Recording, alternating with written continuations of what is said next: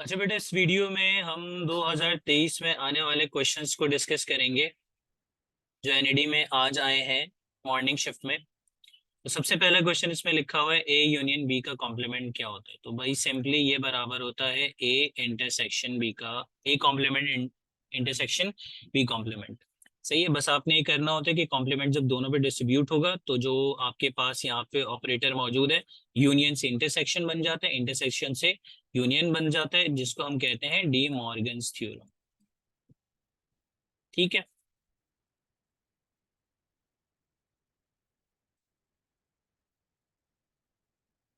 Next MCQs है हमारे पास, इसका इंटीग्रेशन क्या होगा और ये डेफिनेट इंटीग्रेशन गिवन है। तो सबसे पहले तो हम लिख लेते हैं कि भाई 0 है 1 है। फंक्शन आप पहले लिख दें इधर 7 + 4 x⁻⁶ और इधर लिख दें x5 dx। अब यहाँ पे देखें जो पावर मौजूद होती है एक्स के ई के ऊपर, उसका ही सामने डेरिवेटिव लिखा हुआ होना चाहिए। तो यहाँ पर है 7 + 4 6, एक्स के ऊपर पावर 4x6 है। ठीक है, तो इसका अगर हम डेरिवेटिव लेते हैं तो डेरिवेटिव 7 का डेरिवेटिव तो 0 और इसका डेरिवेटिव क्या हो जाएगा, 6 × 4 = 24 x5। तो आपने अगर मल्टीप्लाई खुद से किया है तो बैलेंस करने के लिए डिवाइड भी करना होगा। तो इस 1/24 को तो आप एज इट इज लिख दें। अब यहाँ पर जब हम इसको इंटीग्रेट करेंगे तो वापस इंटीग्रेशन एक्सपोनेंशियल का एक्सपोनेंशियल बॉक्स ही आ जाता है। ठीक है, तो यही आ जाएगा। और लिमिट यहाँ पे क्या गिवन है, 1 और 0। अब ये अगर लिमिट हम अप्लाई करते हैं तो क्या हो जाएगा, 24 को तो आप बाहर लिख दें। अब लिमिट अगर हम अप्लाई करते हैं तो सबसे पहले हम लिखेंगे 1 लिखेंगे तो ये क्या हो जाएगा, x के ऊपर पावर 6 है, 1 के ऊपर पावर 6 1 ही रहेगा, 1 × 4 = 4 +7 इज हो जाएगा 11 माइनस एक्सपोनेंशियल यहाँ पर अब 0 पुट करेंगे सेकेंड प्लेस पर, तो इधर क्या हो जाएगा, ये e के ऊपर पावर 7। तो 1/24, और अगर आप एक्सपोनेंशियल कॉमन ले लें तो E7 कॉमन ले सकते हैं, तो इधर कितना बच जाएगा, 4 - 1।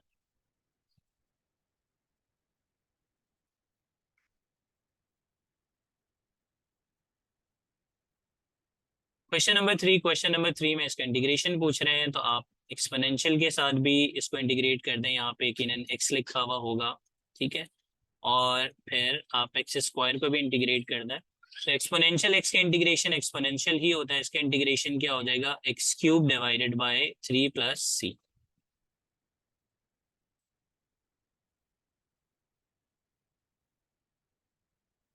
अच्छा, अब यहाँ पे क्वेश्चन नंबर 4 में आपसे टर्म इंडिपेंडेंट ऑफ एक्स पूछ रहे हैं। तो अगर यहाँ पे एक्स के ऊपर पावर सेम रहती है, इधर जैसे x² है और x² है, x³ है और x³ है, या इधर भी x के ऊपर पावर 1 है, इधर भी x के ऊपर पावर 1 है, तो जो मिडल टर्म होती है वही टर्म होती है इंडिपेंडेंट ऑफ x। ठीक है, ये बात आपने ध्यान में रखनी है। और उसके लिए हम r कैसे निकालते हैं, n/2। तो n क्या है इधर, 12/2 = 6। ठीक है, तो ये n की वैल्यू आ गई। अब हमें जनरल टर्म का फॉर्मूला पता है, इसमें क्या होता है, NCR, ए के ऊपर power n - r and B के ऊपर पावर r।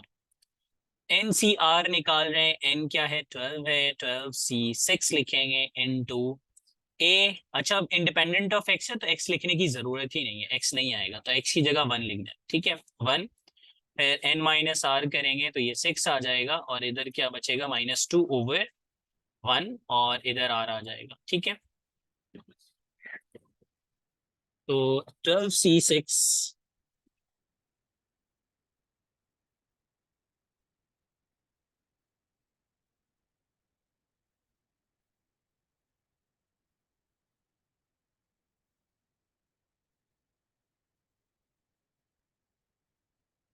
ठीक है, तो ये पूरा आंसर आपके पास आ जाएगा -का 59136। ठीक है, ये 924 आ जाएगा और ये आ जाएगा 64।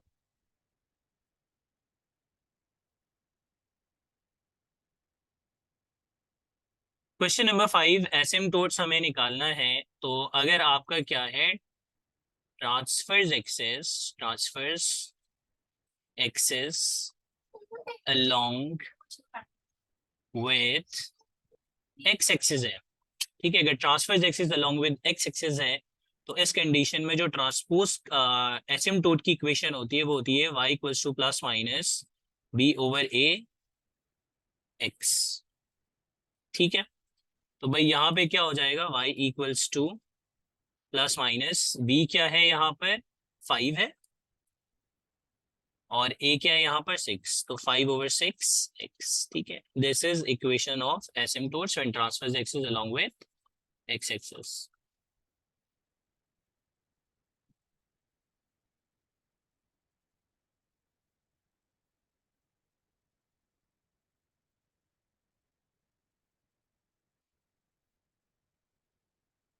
क्वेश्चन नंबर 6 में इसका डेरिवेटिव निकालना है। y इक्वल्स टू क्या गिवन है, ln x square plus x, और डेरिवेटिव चाहिए तो dy बाय dx करेंगे, d बाय dx ऑफ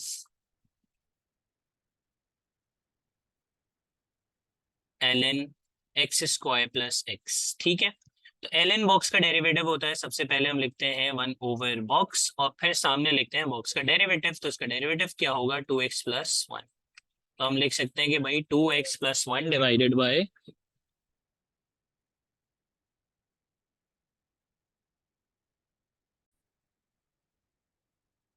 और डिनोमिनेटर में क्या आ जाएगा, एक्स स्क्वायर प्लस एक्स।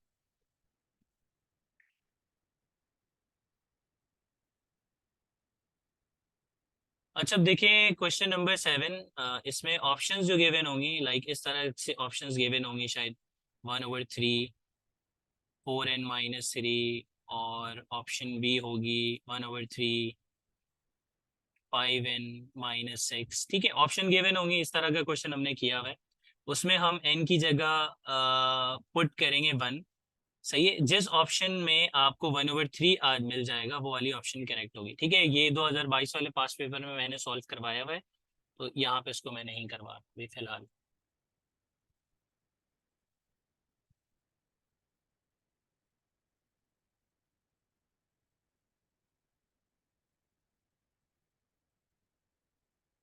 अच्छा, क्वेश्चन नंबर 8 देखें। यहाँ पर ये गिवन है और आपसे पूछ रहे हैं कि बेटा बता दें आप 10a/2 की वैल्यू क्या होगी। ठीक है, ये पूरा क्वेश्चन है। अब इसको हम किस तरह से सॉल्व करेंगे,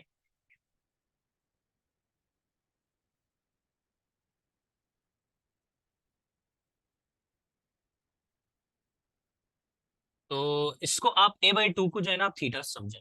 सही है, थीटा लिखा हुआ है। ठीक है, हर जगह ये थीटा लिखा हुआ है, तो क्या लिखा हुआ है, ये 1 + cos theta divided by 1 - cos theta equals to x/y। ठीक है, अच्छा अब इसको रेसिप्रोकल अगर हम कर दें राइट साइड पर, तो ये हो जाएगा 1 - cos theta divided by 1 + cos theta, और इधर भी रेसिप्रोकल करना होगा y/x। अच्छा, अब ये जो पूरी चीज होती है ना, ये होता है tan θ/2। tan θ/2 बराबर हो जाएगा y/x। अब आपको चाहिए ये, सही है, सेम चाहिए आपको, यहाँ पे जो थीटा लिखा हुआ था यहाँ पे थीटा ही चाहिए आपको। तो हम क्या करेंगे भाई, tan θ अगर चाहिए हमें तो हम लिख सकते हैं 2 टाइम्स ऑफ θ/2, और ये डबल एंगल का फॉर्मूला लग जाएगा, 2 times of θ/2 divided by 1 - tan² θ/2। ठीक है, तो इधर क्या आ जाएगा, tan θ, ये आ जाएगा 2 π/x divided by 1 - y² divided by x²। अब इस पूरे को सिंप्लीफाई करेंगे तो ये मिल जाएगा 2xy divided by x² minus y²। ठीक है, और यहाँ पर आपने थीटा क्या एज्यूम किया हुआ था, यहाँ पे a/2 था ना, तो आप लास्ट में a/2 लिख दें, तो a/2 आपको ये मिल जाएगा।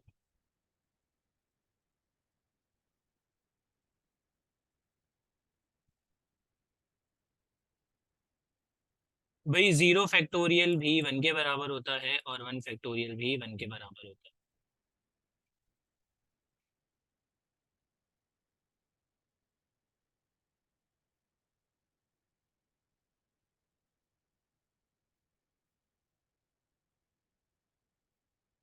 क्वेश्चन नंबर 10, इसमें मॉड्यूलस पूछ रहे कॉन्जुगेट का, तो z अगर ये है तो z बार इसका कॉन्जुगेट क्या हो जाएगा, x minus iota y minus का, और इसका मॉड्यूलस चाहिए तो आप कैसे लिखेंगे भाई, आप लिख दें x का स्क्वायर प्लस माइनस y का स्क्वायर, तो क्या आ जाएगा भाई, root X square plus Y square. तो बात ये होती है कि भाई आप कॉन्जुगेट का मॉडुलस निकालें या कॉम्प्लेक्स नंबर का मॉडुलस निकालें, दोनों सेम आता है और दोनों ही क्या होता है, root X square plus Y square.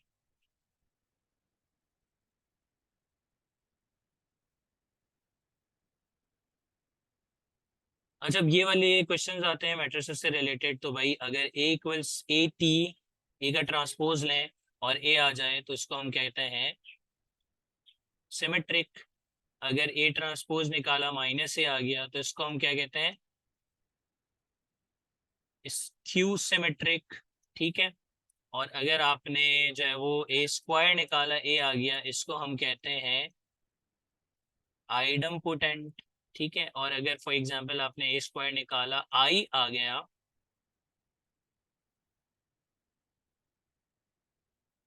इसको हम कहते हैं इनवॉलेटरी। अगर आपने ए स्क्वायर निकाला और नल मैट्रिक्स आ गया तो इसको हम कहते हैं निल पोटेंट।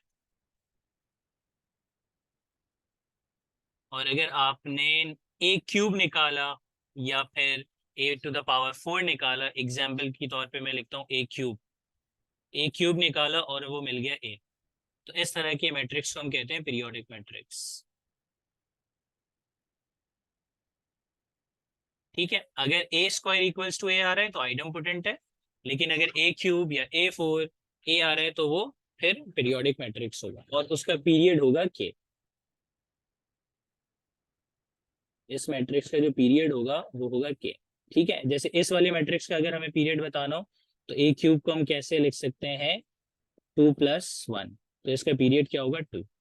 लाइक अगर आपके पास ए फोर इक्वल्स टू ए आता है तो हम क्या बोलेंगे, पीरियोडिक मैट्रिक्स है और इसका पीरियड क्या होगा 3।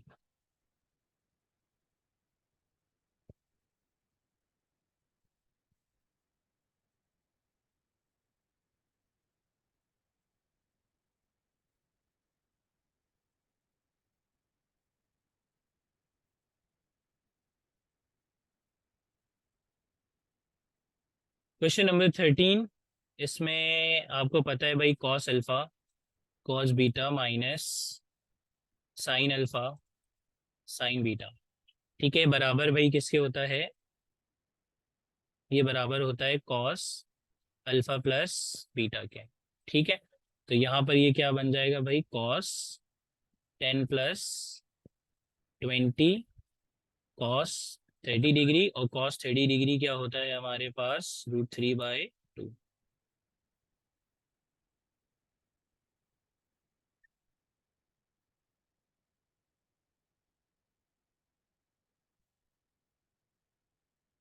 डिस्टेंस बिटवीन डायरेक्ट्रिसेस चाहिए, तो डिस्टेंस बिटवीन डायरेक्ट्रिसेस हमारे पास क्या होता है, 2a/e। ठीक है, ये होता है डिस्टेंस बिटवीन डायरेक्ट्रिसेस, तो हमें चाहिए ए और ई चाहिए, और ई की जगह भाई हम क्या लिख सकते हैं, और हम इसकी जगह लिख सकते हैं 2, ई की जगह लिख सकते हैं c/a। तो ये ए जो ऊपर आके मल्टीप्लाई होगा तो हम कह सकते हैं 2a² / c। तो ये है डिस्टेंस बिटवीन डायरेक्ट्रिसेस, तो ए और सी चाहिए। तो यहाँ पर आपको पता है भाई ए स्क्वायर क्या है, 16 है, बी स्क्वायर क्या है, 9 है, और आपको रिलेशन पता है एलिप्स में A square plus B square plus C square होता है। तो ए स्क्वायर भाई 16 है, बी स्क्वायर 9 है, सी स्क्वायर क्या आ जाएगा, 16 - 9, सी स्क्वायर क्या मिल जाएगा, 16 - 9 मिल जाएगा 7। ठीक है, और c इक्वल्स टू √7। तो डिस्टेंस बिटवीन डायरेक्ट्रिसेस आपको पता है कि भाई क्या था, 2a² / c। तो 2 टाइम्स ऑफ ए स्क्वायर क्या था 16, और कॉन्स्ट यहाँ पे c क्या है 7, तो आप लिख सकते हैं 32 डिवाइडेड बाय √7। समटाइम्स रैशनलाइज करके लिखने का कॉन्सेप्ट होता है, तो रैशनलाइज करेंगे तो √7 से मल्टीप्लाई और डिवाइड कर देंगे। ठीक है, तो उस केस में क्या होगा, 32 √7 डिवाइडेड बाय 7। ठीक है, तो दोनों ही ऑप्शंस लिखे हुए हो सकता है डिस्टेंस बिटवीन डायरेक्ट्रेसेस। अच्छा, हो सकता है कि भाई क्वेश्चन जो है वो हाइपरबोला में हो, पहले वाला एलिप्स वाला था, तो इसमें भी वही क्या है, वही सारी चीजें हैं, बट सी निकालने का तरीका अलग होता है। ए स्क्वायर वही 16 है, बी स्क्वायर वही 9 है, बट अब सी स्क्वायर अलग तरीके से निकलेगा। C square equals to A square plus B square. तो सी स्क्वायर क्या हो जाएगा, 16 प्लस 9, और ये सी स्क्वायर आ जाएगा 25। ठीक है, और सी की वैल्यू आ जाएगी 5। भाई और क्या चाहिए, क्या डिस्टेंस बिटवीन डायरेक्ट्रेसेस होता क्या है, तो 2a² / c। तो आपने 2 लिखा, ए स्क्वायर क्या है 16, और डिवाइडेड बाय सी क्या है 5। तो ये कितना हो जाएगा, 32 डिवाइडेड बाय 5। तो ये वाला आंसर आएगा अगर हाइपरबोला गिवन है।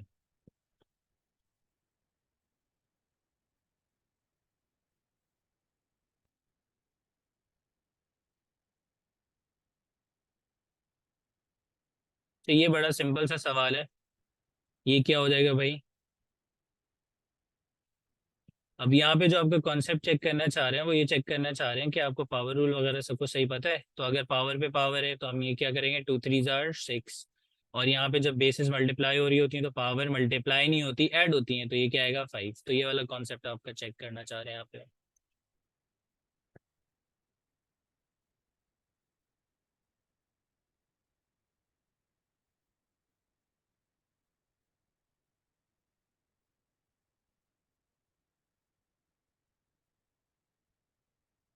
अच्छा देखिए, ये वाला क्वेश्चन काफी लंबा हो जाता है एल ऑप्टल करने से। तो आप इसमें क्या करें, आप एक्स की जगह 0 के तकरीबन बराबर कोई भी वैल्यू पुट कर दें। ठीक है, लाइक ये 4 0 लिख के 1 लिख दें। ठीक है, तो यहाँ पर आप लिखें 0.00001 माइनस, कैलकुलेटर में ये लिख दीजिएगा 0.00001 और -1। ठीक है, ये लिख दें। तो ये वैल्यू तकरीबन आपको कैलकुलेटर में नजर आ जाएगी 4999 समथिंग आएगी, जिसको आप कह सकते हैं अप्रोक्सीमेटली 0.5 है, जो कि 1/2 है। सही, तो इसका आंसर आएगा 1/2। सही, ऑप्शन में 1/2 लिखा हुआ होगा, लेकिन आप कैलकुलेटर इस तरह से करेंगे तो 0.499 आ रहा होगा या 0.5 आएगा, तो उसको 1/2 लिखेंगे।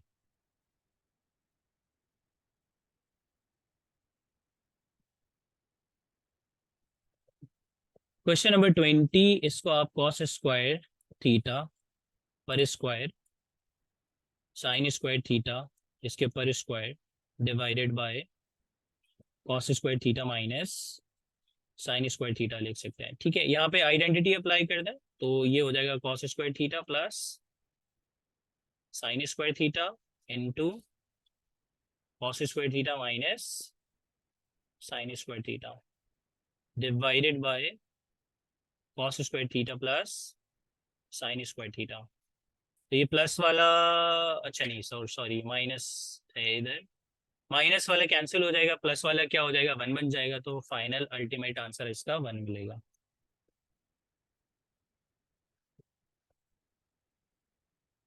अच्छा भाई, ये कौन से कॉनेक्ट में है, तो भाई अगर इसेंट्रिसिटी 0 है तो उसको हम कहते हैं सर्किल, इसेंट्रिसिटी अगर 1 है तो उसको हम कहते हैं पैराबोला, इसेंट्रिसिटी अगर ग्रेटर देन 0 और लेस देन 1 है, 0 से 1 के दरमियान में है, तो उसको हम कहते हैं इलिप्स, और अगर इसेंट्रिसिटी ग्रेटर देन 1 है तो उसको हम कहते हैं हाइपरबोला। ठीक है, तो इससे कौन सा कॉनिक सेक्शन बन रहा होगा, ये ग्रेटर देन 1 है, 1.5 आ रहा होगा, 1.5 आ रहा है, तो इसका मतलब ये हाइपरबोला है ग्रेटर देन 1।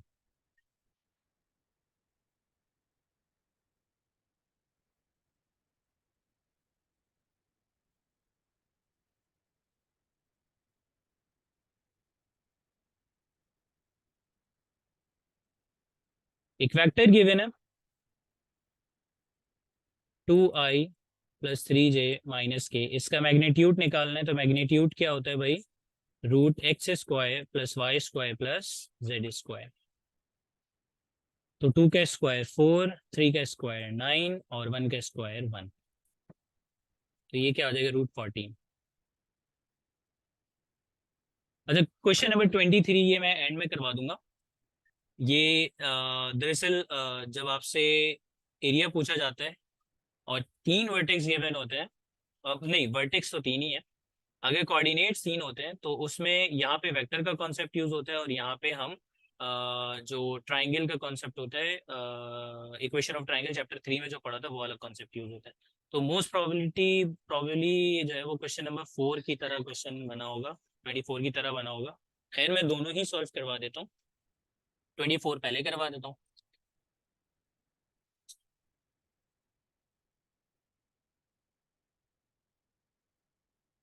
तो जब आपको एरिया निकालना है तो एरिया का फॉर्मूला क्या होता है, 1/2 x1 y1 1 x2 y2 1 x3 y3 1। ठीक है, 1/2 लिखा। यहाँ पे क्या लिख दें, अच्छा ये एक्चुअल वैल्यू नहीं है, ये रैंडम वैल्यू, बस एरिया का सवाल आया था तो ये आपको कॉन्सेप्ट समझ में आ जाए कैसे निकलता है। बाकी इसमें वैल्यूज डिफरेंट होंगी। 4 1 1 1/2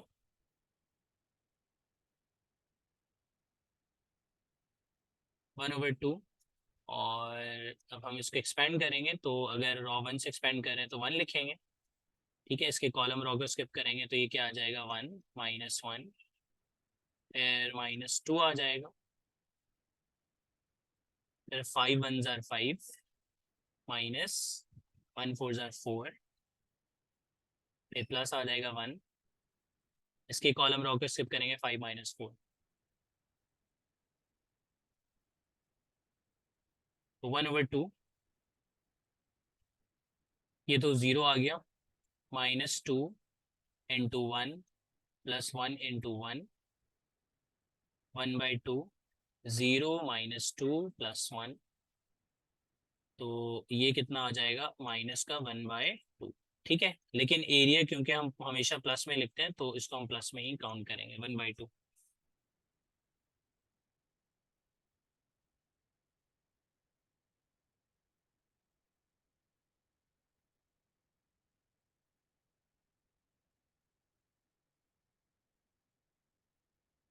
डायरेक्ट्रिक्स ऑफ हाइपरबोला, तो इस केस में अगर आपके पास ट्रांसवर्स एक्सिस क्या होता है,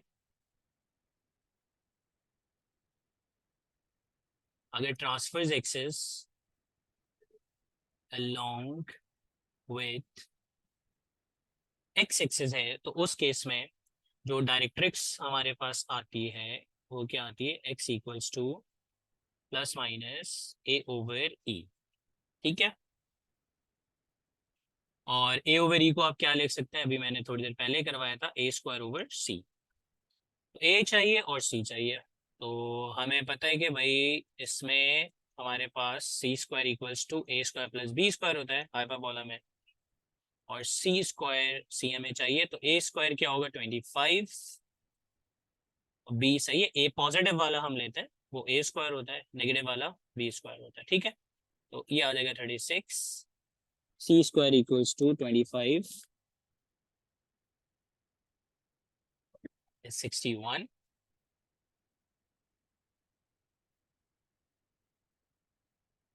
तो ये रूट में आ जाएगा 61।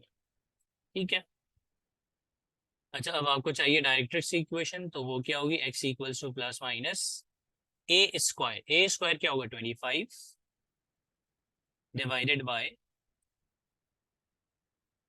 रूट 61। ठीक है, a²/c।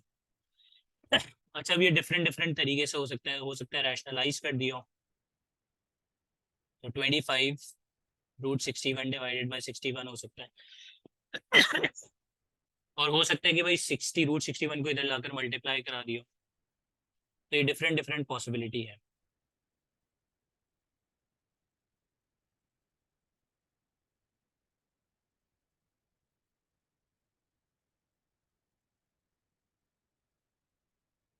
क्वेश्चन नंबर 26, इसमें आपके पास जीपी गिवन है।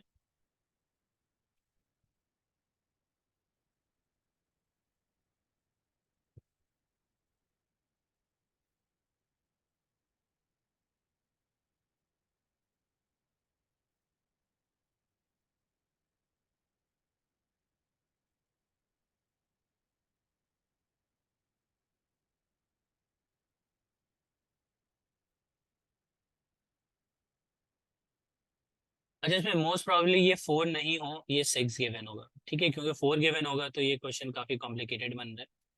तो इसमें ये जीपी गिवन है और आपको निकालना है सम ऑफ 10 टर्म्स।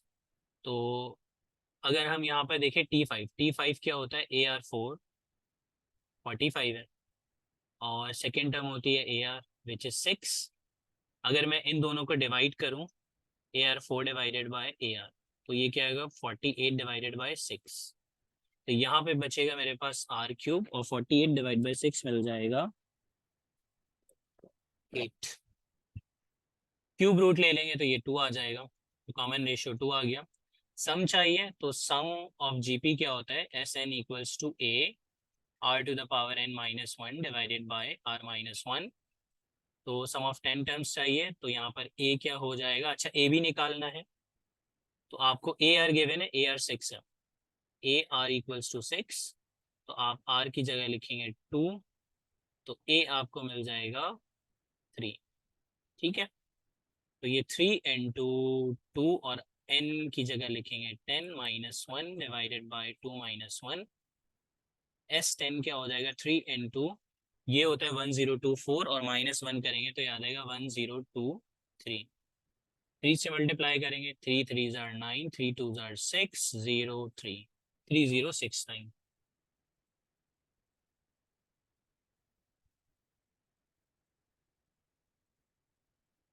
Question number 27। 27 में कह रहे हैं कि AGH क्या है, अर्थमेटिक मीन, ज्योमेट्रिक मीन और हार्मोनिक मीन है between two numbers, then AGH क्या होगा।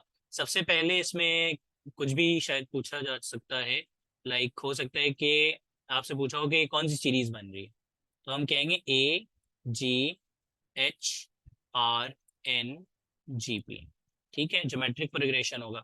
अब दूसरी बात इसमें हो सकती है कि आपको कोई रिलेशन गिवन हो, तो उसमें होता है G² इक्वल्स टू AH। अगर ये GP बन रहा है तो इसमें G क्या होगा, ज्योमेट्रिक मीन होगा, ज्योमेट्रिक मीन है तो G² इक्वल्स टू AH।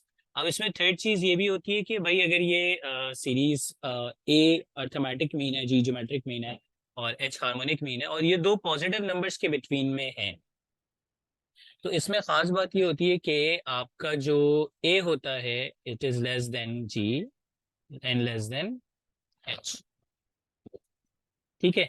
ये सारे रिलेशंस पॉसिबल है सर।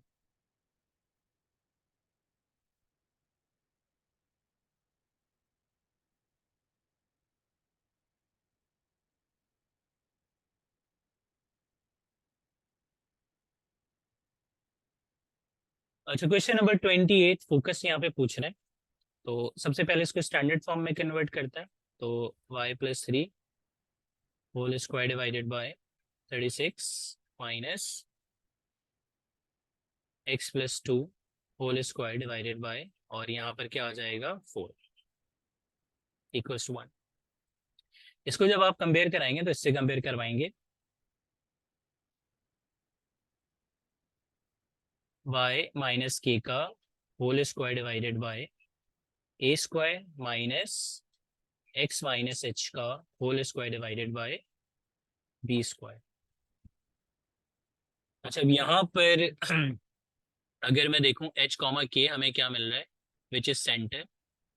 सेंटर h क्या है, -h 2 के बराबर है, तो इसका मतलब h-2 होगा, और -k 3 के बराबर है तो इसका मतलब ये -3 होगा। अच्छा, अब यहाँ पर A² 36 है और B² 4 है, तो इधर हम जो है वो C की वैल्यू निकालेंगे, C² equals to A² plus B², hyperbola का रिलेशन है ये, तो C² इक्वल्स टू A² है 36 देन 4 और ये कितना आ जाएगा 40, ठीक है। तो C की वैल्यू आ जाएगी यहाँ पर √40, ठीक है। हो सकता है प्राइम फैक्टराइजेशन से इसको सिंप्लीफाई भी थोड़ा बहुत किया हो, तो अगर ये हो सकता है लाइक 20 10, बस यही रह जाएगा, ठीक है, 5 तो इसको आप ऐसे भी लिख सकते हैं 2√10, ठीक है। तो आपका जो फोकस होता है यहाँ पे क्या है, यहाँ पे आपका जो ट्रांसफर्स एक्सिस है वो है पैरेलल टू वाई एक्सिस, ठीक है। वाई के नीचे पॉजिटिव वाली वैल्यू आ रही है, वाई वाला पॉजिटिव है, तो transverse axis parallel to Y axis है। तो उस केस में क्या होता है, H comma K plus minus C. Focus क्या हो जाएगा, एच है -2 और के है -3 और प्लस -2√10। ठीक है, तो ये फोकस मिलेगा।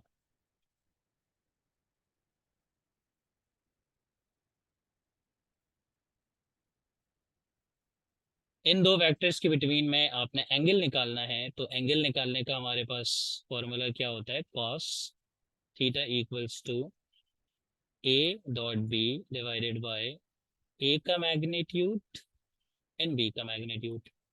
तो ए डॉट बी का मतलब इसको मल्टीप्लाई कर दें तो 2 6 * 12, 2 3 = -6 और ये -2। नीचे हम मैग्नीट्यूड निकाल रहे हैं तो ये हो जाएगा 4 4 1 और इसका हो जाएगा 36 9 4। तो 12 - 6 6 6 - 2 इज 4 डिवाइडेड बाय ये आ जाएगा 9 9 का √3 और ये आ जाएगा 49 30। तो ये आ जाएगा 4/21। तो कॉस थीटा इक्वल्स टू 4/21 है। तो थीटा इक्वल्स टू क्या आ जाएगा, कॉस इनवर्स 4/21।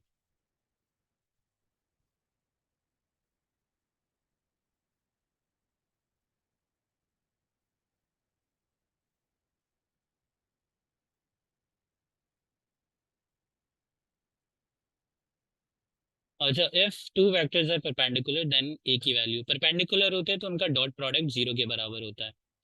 तो ए डॉट बी बराबर होगा 0। तो ए डॉट बी का मतलब 2 6 * 12 plus A into -3 is minus का 3a और 1 इंटू 2 इज 2 इक्वल्स टू 0। तो ये हो जाएगा -3a और ये हो जाएगा 14 इक्वल्स टू 0। तो 14 इक्वल्स टू 3a और a की वैल्यू आ जाएगी 14/3।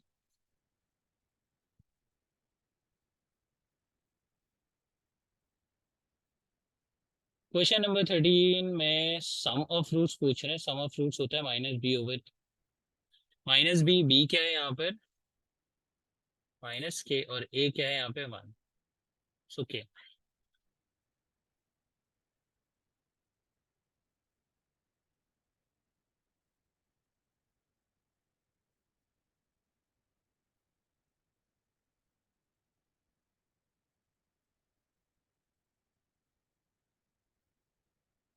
अच्छा, इसमें सम जो है वो 90 के बराबर है। तो आपसे पूछ रहे हैं नंबर ऑफ टर्म्स कितने होंगे। तो इसमें जो है वो हम ऑप्शन से पुट करके भी चेक कर सकते हैं, खैर उसमें निकाल लेते हैं। तो SN बराबर होता है हमारे पास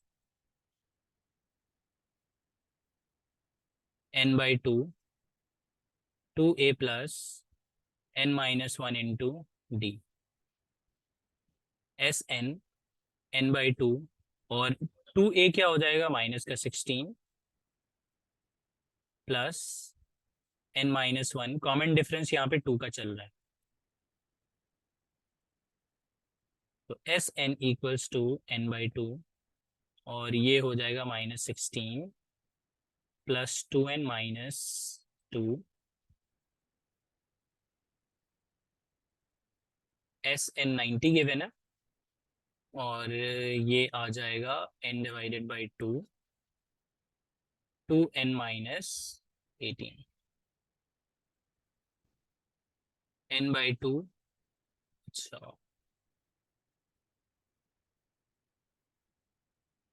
n लिखें, ये 2 कैंसिल हो जाएगा, 2 1 एंड 2 9 जा। अब ये इक्वेशन बनेगी आपके पास n² -9n और -90। अब इसको फैक्टराइज करें, फैक्टराइज करने के बाद दो वैल्यूज आपको मिल जाएंगी।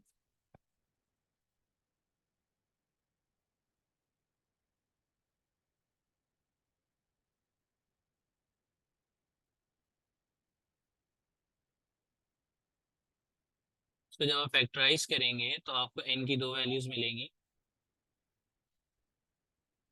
एक होगा n इक्वल्स टू 15 और एक होगा n इक्वल्स टू -6। ठीक है, तो 15 पॉजिटिव नंबर है, तो यहाँ पर ये आपका ऑप्शन करेक्ट होगा।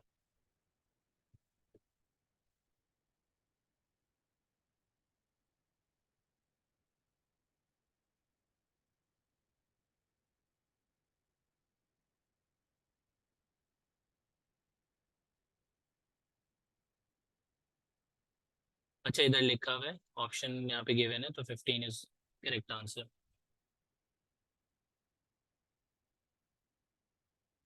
अच्छा, रीअरेंज की परमिटेशन क्या होगी, तो यहाँ पे कितने लेटर्स हैं, 1 2 3 4 5 6 7 8 9, तो आप लिखें 9 फैक्टोरियल। आर रिपीट हो रहा है 3 टाइम्स, तो आप इसको 3 फैक्टोरियल से डिवाइड करें।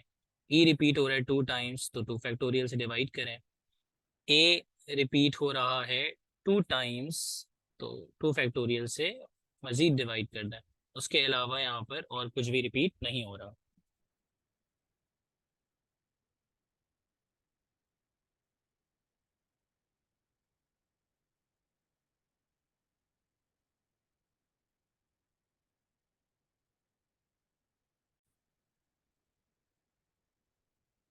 इसका आंसर आएगा 15120।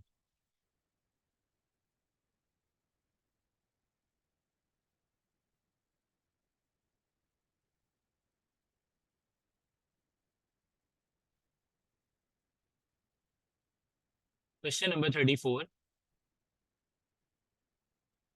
इसमें लिखा हुआ है 2 coins are tossed together, what is the probability that the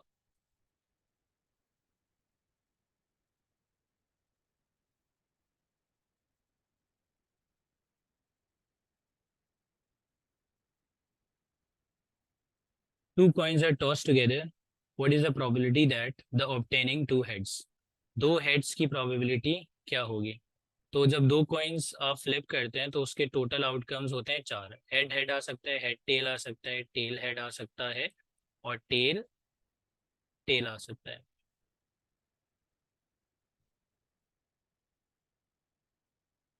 ठीक है, तो ये 4 तरह के आउटकम्स पॉसिबल है।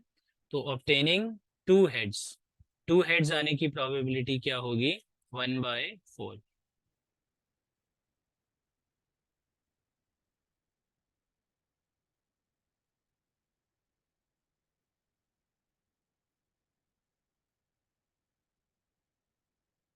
अच्छा, इसमें आपको मिडिल टर्म निकालनी है, तो मिडिल टर्म निकालने के लिए हम आर किस तरह से निकालते हैं, हम आर क्या करते हैं, n/2। तो ये 7/2 हो जाएगा, ये आएगा 3.5। अब आर 3.5 नहीं होता है, तो इसका मतलब 2 आर आएंगे, एक आर होगा 3 और एक आर होगा 4। ठीक है, अब एनसीआर का फॉर्मूला हम अप्लाई कर लेते हैं। एनसीआर क्या होगा, एनसीआर ए n-r(b)r। तो सबसे पहले हम 3 के लिए निकाल लेते हैं, तो 3 के लिए क्या होगा, ये 7c3, और a क्या है, x³, 7 - 3 = 4, और b क्या हो जाएगा, x², 1/x², और इधर 3 आ जाएगा। 7c3 मिल जाएगा आपको 35, ये हो जाएगा x⁻12, और इधर नीचे आ जाएगा x⁻3×2=6।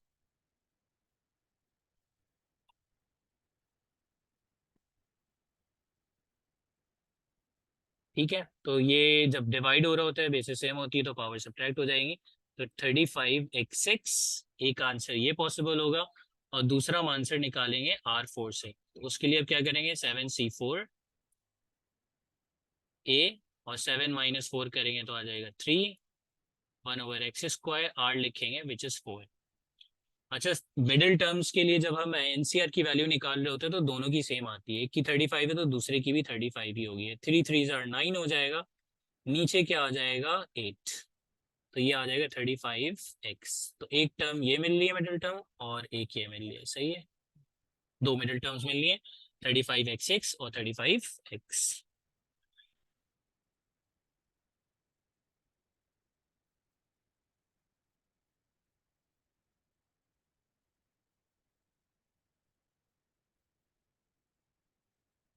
अच्छा, कोफिशिएंट ऑफ x5 निकालना है, तो अगर इस तरह की कोई भी एक्सपेंशन है आपके पास, लाइक वन है प्लस माइनस, बल्कि इसको मैं इस तरह से लिख देता हूँ। आपके पास लिखा हुआ है A plus minus B X over C. ठीक है, अगर इस तरह की फॉर्म है, ठीक है, ये वाली फॉर्म अगर है कि जिसमें सिर्फ और सिर्फ एक एक्स मौजूद है और वो नेक्स्ट टर्म पे, तो सेकेंड टर्म पे मौजूद है, अब बीच में प्लस हो माइनस हो, इसके साथ कुछ भी मल्टीप्लाई हो रहा हो, डिवाइड हो रहा हो, आर की वैल्यू वही होगी जो आपसे कोफिशिएंट जिसका पूछा है। तो अगर एक्स टू द पावर 5 पूछा है तो आर भी 5 ही होगा। अगर एक्स टू द पावर 6 पूछा है तो आर भी 6 ही होगा। ठीक है, तो यही आर होता है इस तरह की एक्सपेंशन में। तो यहाँ पर आर क्या होगा, 5 होगा। तो हम फॉर्मूला यूज कर लेते हैं, एन सी आर ए के power N minus R N B के पावर आर। एन क्या है, 12 है, सी आर क्या होगा, 5 1, और एन माइनस आर करेंगे तो 12 माइनस 5 7। वैसे वन के ऊपर पावर कुछ भी आ जाए फर्क नहीं पड़ता, माइनस एक्स डिवाइडेड बाय 5। तो 12C5 निकालेंगे सबसे पहले।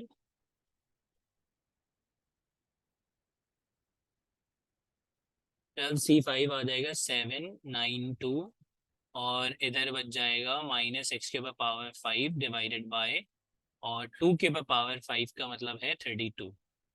तो इसको अगर 32 से हम डिवाइड कर दें तो ये आ जाएगा मेरे पास -99 डिवाइडेड बाय 4x5। ठीक है,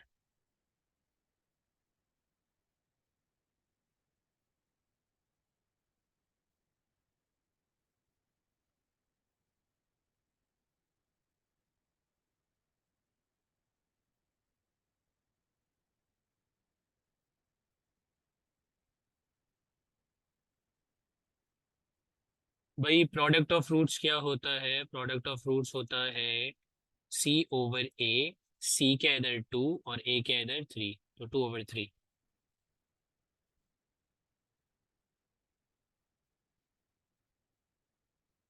इसको सिंप्लीफाई करेंगे तो क्या आएगा, तो यहाँ पे बेसिकली आपके पास ये है ए स्क्वायर, फिर ये है -2 ए बी, और इधर है बी स्क्वायर। तो ये पूरा क्लोज हो जाएगा ए माइनस बी का होल स्क्वायर। तो ए इज 3 - 2 आयोटा, और बी क्या है +3। लेकिन ए माइनस बी थ्री का ए माइनस बी का होल स्क्वायर बन रहा है, तो इधर ये पूरा ए और ये -b का होल स्क्वायर। ठीक है, ये +- 3 कैंसिल हो जाएगा, होल स्क्वायर आएगा इसके ऊपर, तो ये आ जाएगा 4 आयोटा स्क्वायर, और आयोटा स्क्वायर क्या होता है, -1, so answer is -4।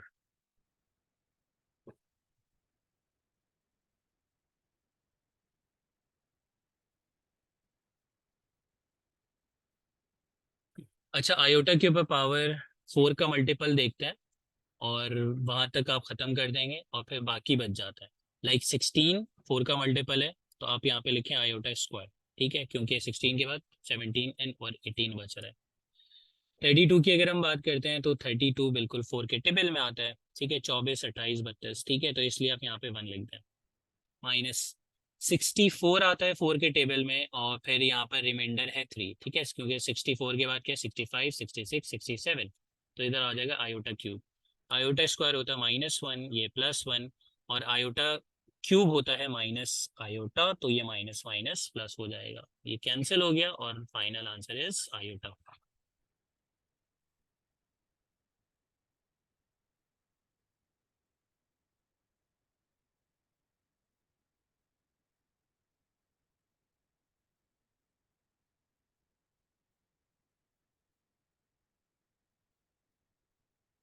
Some of fruits पूछा है, तो भाई सम ऑफ फ्रूट्स क्या होता है, -b/a -m/l।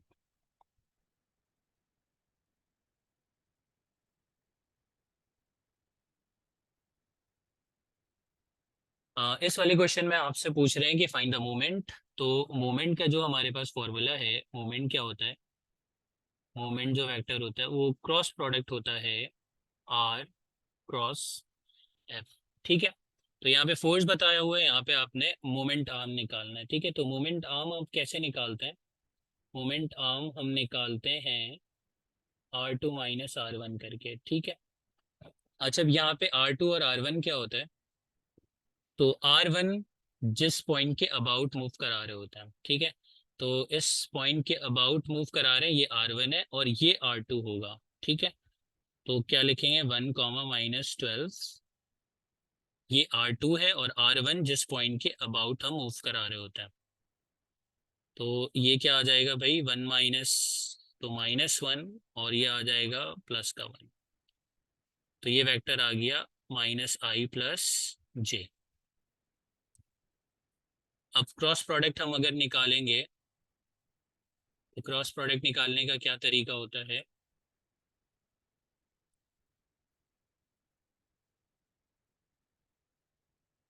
अब हमें निकालना है R×F। तो हम क्या करेंगे? सबसे पहले लिखते हैं I, J, K, फिर उसके बाद R के कोफिशिएंट्स -1, 1, 0, फिर F के कोफिशिएंट्स लिखेंगे 3, 2, -4। I लिखेंगे, इसके कॉलम रो को स्किप करेंगे तो ये आ जाएगा -4 और -0, देन -J, फिर इसके कॉलम रो को स्किप करेंगे तो आ जाएगा 4, -0, फिर लिखेंगे K, और इसके कॉलम रो को स्किप करेंगे तो ये आ जाएगा -2 और -3। ठीक है, तो ये मिल जाएगा -4I, -4J और -5K। ठीक है, दिस इज मोमेंट। अच्छा, इसमें एक कंफ्यूजन है कि कुछ लोग कर रहे हैं इसको R2 माइनस R1 कर रहे हैं, R2 इसको ले रहे हैं, ठीक है, बट ये R1 है और ये R2 है। सही है।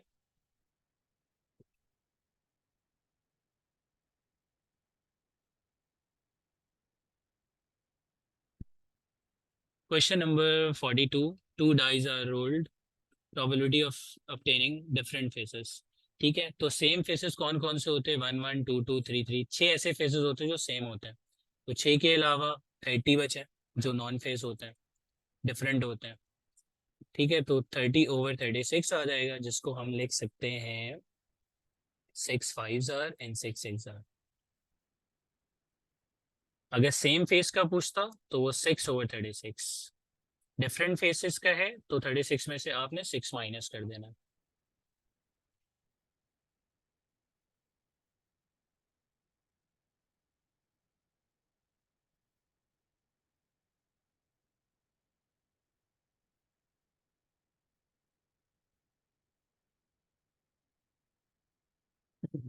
अच्छा, इधर पूछ रहे हैं least number of terms to make the sum exceeds 500। अब 500 सम नहीं चाहिए, 500 से ज़्यादा होना चाहिए सम। तो यहाँ पर अगर आप देखें जीपी है जिसका आर जो है वो है 2 और ए क्या है 4। और अगर इधर हम फॉर्मूला अप्लाई करते हैं, फॉर्मूला हम कौन सा अप्लाई करेंगे सम का? SN = A, Rn - 1 divided by R - 1। तो SN = A क्या है? 4 है। R क्या है? 2, उसके बाद पावर n - 1 डिवाइडेड बाय 2 - 1। तो SN = आ जाएगा 4 × 2 के पावर n - 1। अब जो ऑप्शंस गिवन होंगी ना, ठीक है, ऑप्शंस हो सकता है इस तरह से गिवन हो कि ऑप्शन ए जो है वो n = 4 है। इसको थोड़ा सा आगे बढ़ा देते हैं, n = 6 है, n = 7 है, 8 है, 9 है। ठीक है, कौन सा करेक्ट होगा? तो आप 1 बाय 1 पुट करके चेक करें। तो अगर आप 6 पुट करते हैं तो 4 2 के पावर 6, 4 2 के पावर 6 होता है 64, 64 -1 इज 63, और 63 इंटू अगर 4 करते हैं तो 3 4s आर 12, 1 कैरी फॉरवर्ड 12, और ये हो जाएगा 25।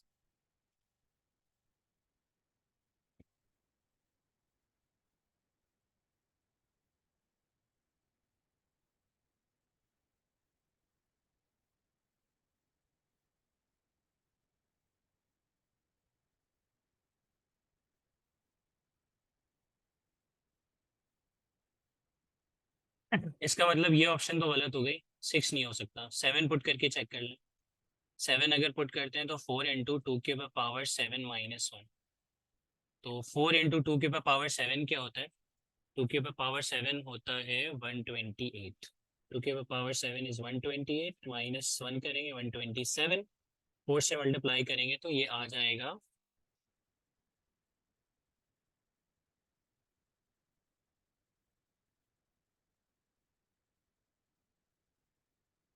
127, और इसको 4 से मल्टीप्लाई करें तो ये 508 आ रहा है। इसका मतलब ये वाली ऑप्शन ठीक होगी, 7 पर एक्सीड कर जाएगा सम 500 से।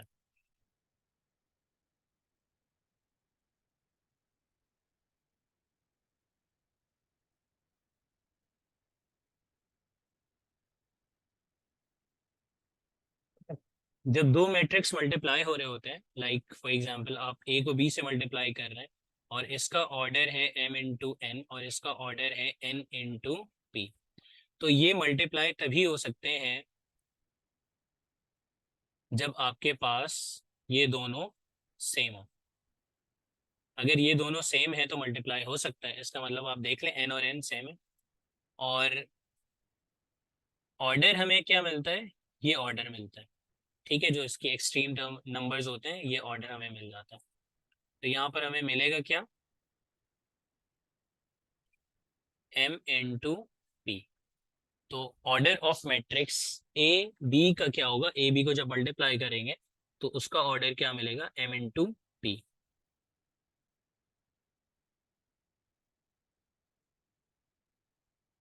अच्छा, इस तरह जब फैक्टोरियल मौजूद होता है तो हम बड़े वाले को एक्सपेंड करते हैं और छोटे वाले तक लेकर आते हैं। तो बड़ा नंबर ये है n+1, तो इसको हम एक्सपेंड करेंगे n+1 इंटू n n-1 तक का फैक्टोरियल तक आएंगे, और यहाँ पे नीचे लिखेंगे n-1 का फैक्टोरियल, इसको कैंसिल कर देंगे और रिजल्ट मिलेगा n इंटू n+1।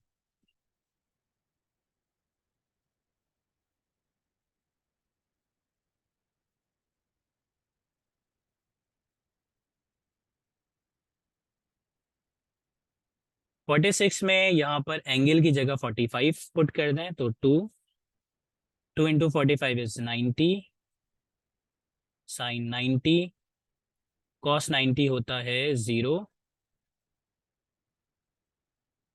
और साइन 90 होता है 1, तो 2 - 1 1 मिल जाएगा।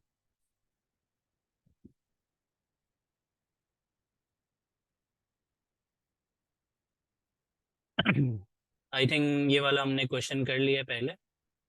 तो इसमें भाई आर क्या होता है? आर आपको पता होना चाहिए, जो पावर नजर आती है वही आर होता है।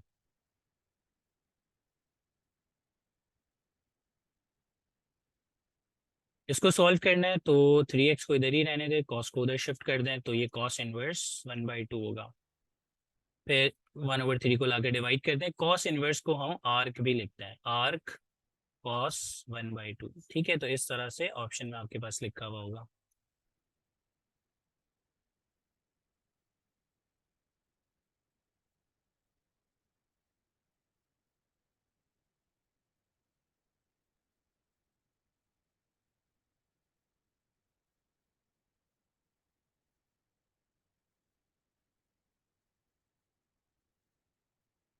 अच्छा, which law can be reduce to Pythagoras theorem? तो अगर आप बात करते हैं लॉ ऑफ कोसाइन की, ठीक है, लॉ ऑफ कोसाइन।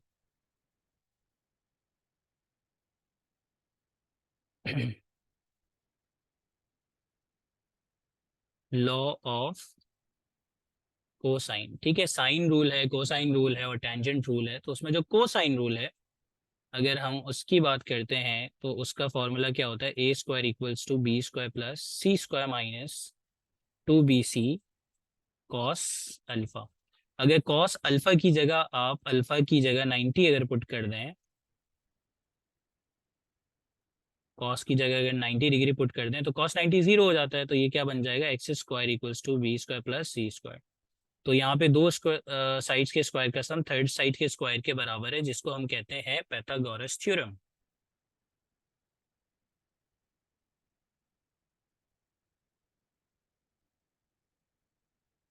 ठीक है, तो पैथागोरस थ्योरम कौन से लॉ से बनता है? लॉ ऑफ कोसाइन से।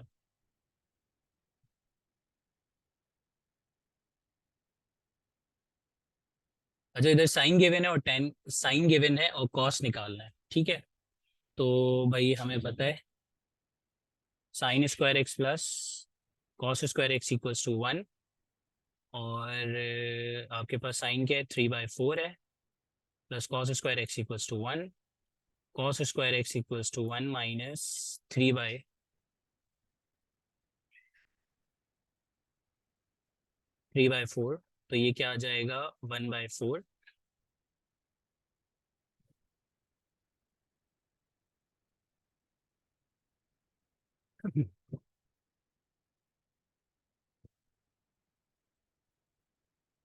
सॉरी ये,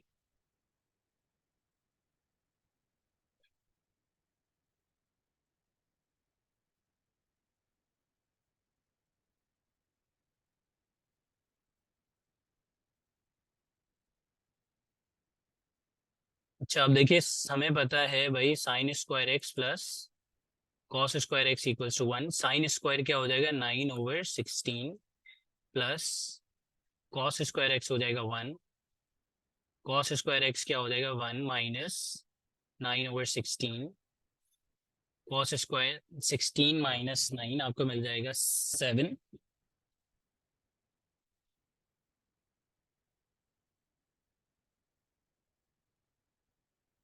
7/16, तो कॉस थीटा आपको मिल जाएगा प्लस माइनस √7/4।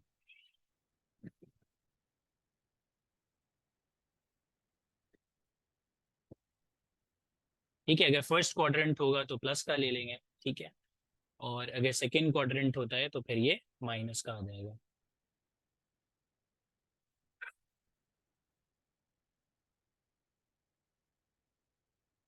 तो ये वाला क्वेश्चन भी सेम तरीके से ही होगा। क्वेश्चन नंबर 52,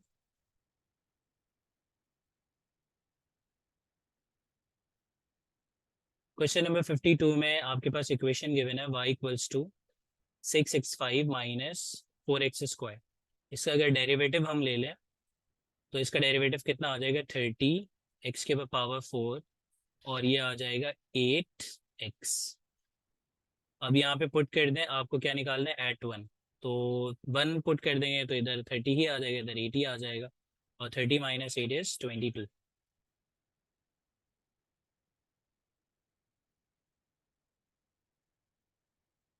अच्छा सॉरी, ये डबल डेरिवेटिव आपको निकालना है, सेकंड डेरिवेटिव निकालना है, उसमें पुट करना है।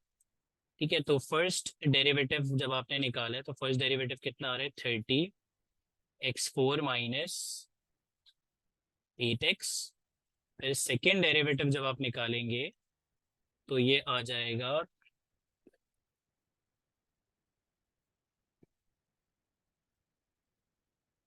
120x³ minus 8। अब इसमें आप 1 पुट कर दें तो 120 माइनस 8 हो जाएगा, 120 माइनस 8 अगर हम करते हैं तो ये आ जाएगा 112।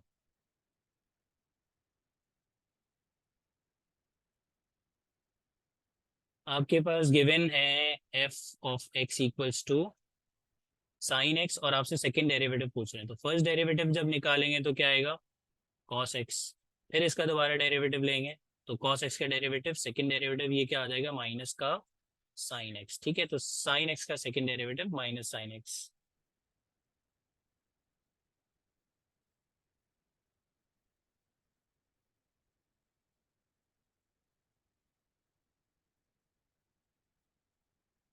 अच्छा, एक जिम है, जिम में टोटल लोगों की तादाद 83 है, टोटल लोग 83 है, जिनमें से 51 जो है वो किक बॉक्सिंग में है, और 25 जो है वो योगा में है, और 11 जो है वो दोनों में।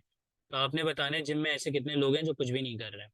तो उसके लिए हम एडिशन लॉ यूज कर लेते हैं सेट का, NA union B equals to NA plus NB minus NA intersection B। तो 51 इसमें जो है वो योगा वाले हैं, और 25 इस बल्कि नहीं, 51 किक बॉक्सिंग वाले हैं, और 25 योगा वाले हैं, और बोथ वाले A इंटरसेक्शन B मतलब बोथ 11। तो ये जब आप निकालेंगे तो कितना आ जाएगा 65। अब 65 ऐसे लोग हैं जो या तो योगा कर रहे हैं या किक बॉक्सिंग कर रहे हैं, दोनों में से एक कर रहे हैं या दोनों कर रहे हैं। तो कितने लोग ऐसे हैं जो कुछ भी नहीं कर रहे वहां पर मौजूद हैं? तो टोटल कितने थे? 83। 83 में से आप 65 माइनस कर दें तो ये आ जाएगा 18।